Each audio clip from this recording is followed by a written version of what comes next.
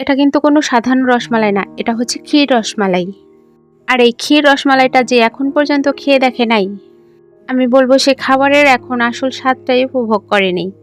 এটা যে কি পরিমাণ মজা, চলুন রেসিপিটা দেখে নেই। আমি এখানে 1 লিটার দুধ দিয়েই পুরো রেসিপিটা বানিয়ে ফেলবো। এখানে হাফ লিটার দুধ নেব ছানা বানানোর জন্য, আর বাকিটা রেখে দেবো ক্ষীর বানানোর জন্য।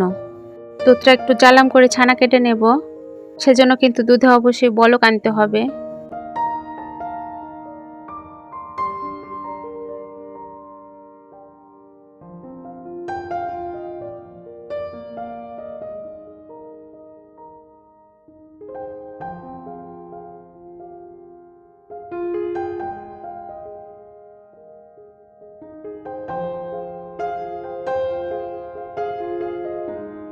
দুধে কিন্তু অলরেডি বলক চলে এসেছে। এখন দুধ থেকে ছানা আলাদা করে নেব, সেজন্য একটা বাটিতে 2 চামচ ভিনেগারের মধ্যে 2 চামচ পানি নিয়েছি, আর এটা দুধের মধ্যে দিয়েই ছানাটা বানিয়ে নেব।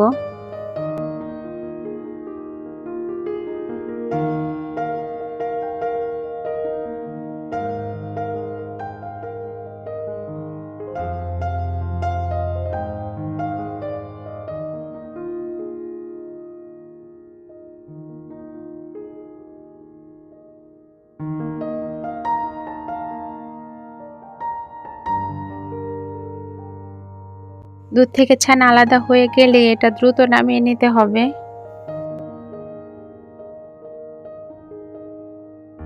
এখন এটা ছেঁকে নেব। ঠান্ডা পানি দিয়ে ছানাটা আবারও ভালো করে ধুয়ে নেব, এতে করে ভিনেগারের টক ভাবটা থাকবে না। ছানা থেকে পানি ঝরানোর জন্য এভাবেই রেখে দেব। এখন রসমালাইয়ের ক্ষীরটা বানিয়ে নেব, তাই এই হাফ লিটার দুধ জ্বালাম করে একটু ঘন করে নেব।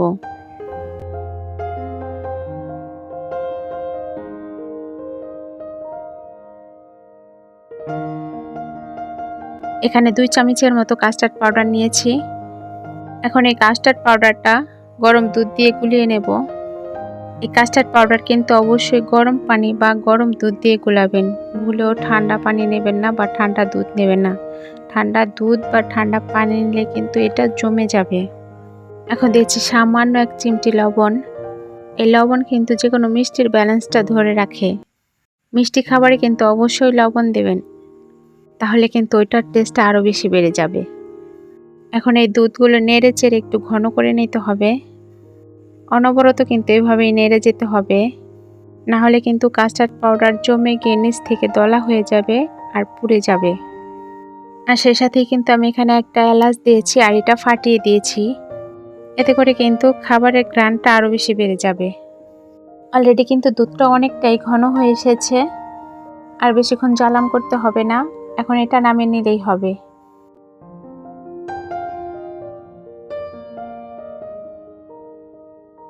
ছানা থেকে পুরো পানিটাই ঝরে গেছে। এখন এই ছানা মথে নিতে হবে। পারফেক্ট মিষ্টি বানানোর জন্য ছানাটা ভালো করে মথে নিতে হবে। ছানা পারফেক্টভাবে মথে না নিলে মিষ্টি ভালো আসবে না।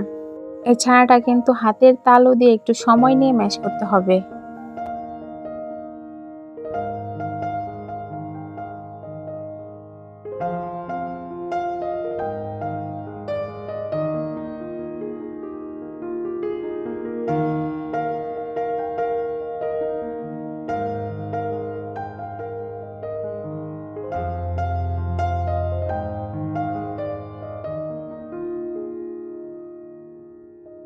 এই ছানা এভাবে ম্যাশ করতে করতে যখন হাতের তালুতে ঘি উঠে আসবে, তখনই বুঝতে হবে যে ছানাটা মথে নেওয়া পারফেক্ট হয়েছে। আর ওই মিষ্টিটাও কিন্তু পারফেক্ট হবে, ভেঙে যাবে না বা গলে যাবে না।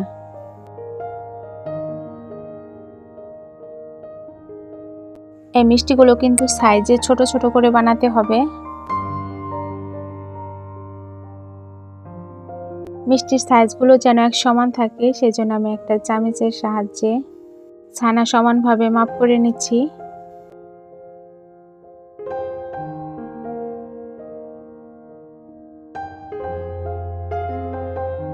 হাতের তালু দিয়ে ভালো করে মিষ্টির আকার করে নিতে হবে। আর এই মিষ্টির গায়ে যেন কোনো রকম ফাটল না থাকে, আর সেদিকে খেয়াল রেখেই কাজগুলো করতে হবে।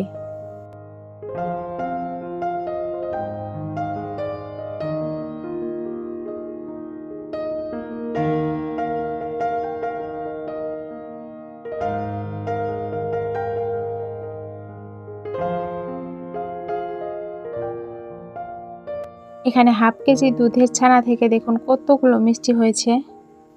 এখন এই মিষ্টিগুলো শিরাতে জালাম করে নেব।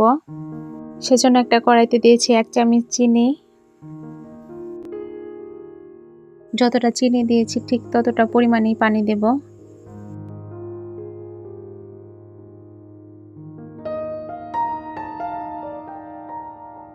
এখন এটাকে নেড়ে চেড়ে জালাম করে নেব।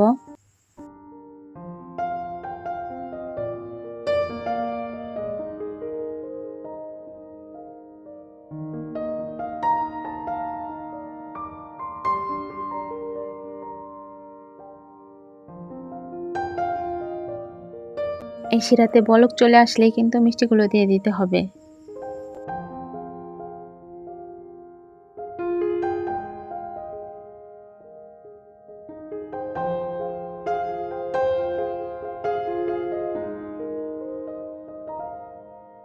মিষ্টিগুলো ঢাকনা দিয়ে ঢেকে ভাপিয়ে নিতে হবে। আর একটু পর পর ঢাকনা খুলে বাষ্পটা বের করে দিতে হবে। চামচ দিয়ে মিষ্টি অনেক বেশি নাড়াচাড়া করা যাবে না, বাস এইভাবে ঘুরিয়ে উল্টে পাল্টে দিতে হবে।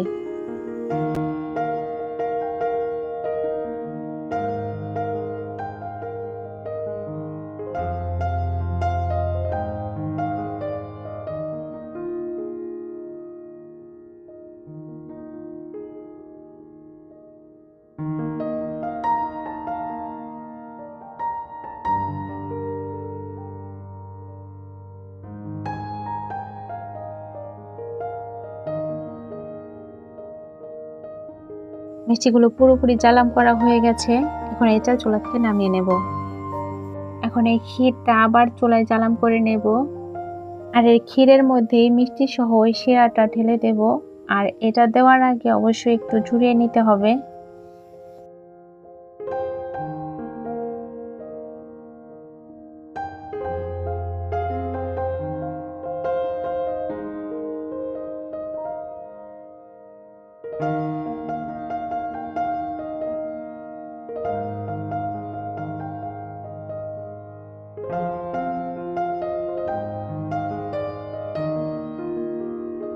মিষ্টি দেওয়ার পরে এই ক্ষীরটা কিন্তু জালাম করে আরো ঘন করে নিতে হবে।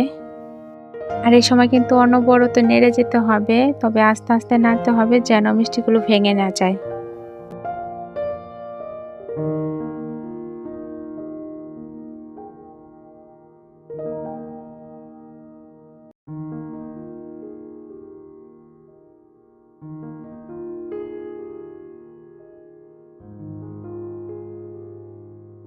দেখুন এই মিষ্টিগুলো একটাও কিন্তু ভেঙে যায়নি। রসমালাই তো অনেক খাওয়া হয়েছে, এবারের ঈদে এরকম ক্ষীর রসমালাই বানিয়ে সবাইকে চমকে দিন। এটা কিন্তু পুরোপুরি একটা ইউনিক রেসিপি, অবশ্যই বাসায় ট্রাই করবেন। কথা দিচ্ছি এই ক্ষীর রসমালাই খাওয়ার পরে আপনি আর রসমালাই খেতে চাইবেন না, সবসময় কিন্তু এটাই খুঁজবেন। দুধ জালাম করার সময় কিছুটা সর আমি তুলে রেখেছিলাম। এখন এই সরটা ম্যাশ করে ক্ষীরের মধ্যে দিয়ে দেব। এতে করে পুরোটা ক্ষীরই কিন্তু একটু ছানা ছানা হয়ে যাবে।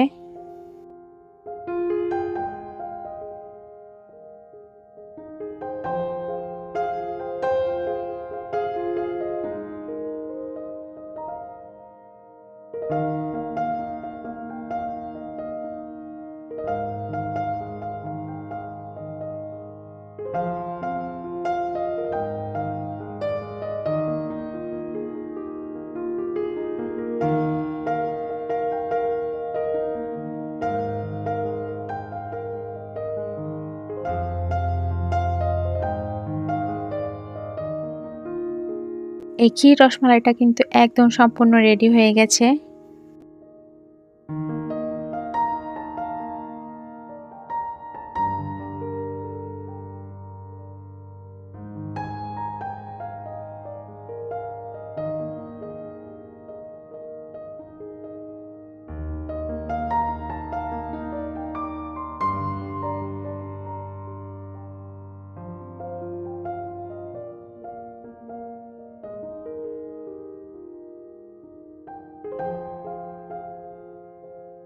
এখন এটা চুলা থেকে নামিয়ে নেব।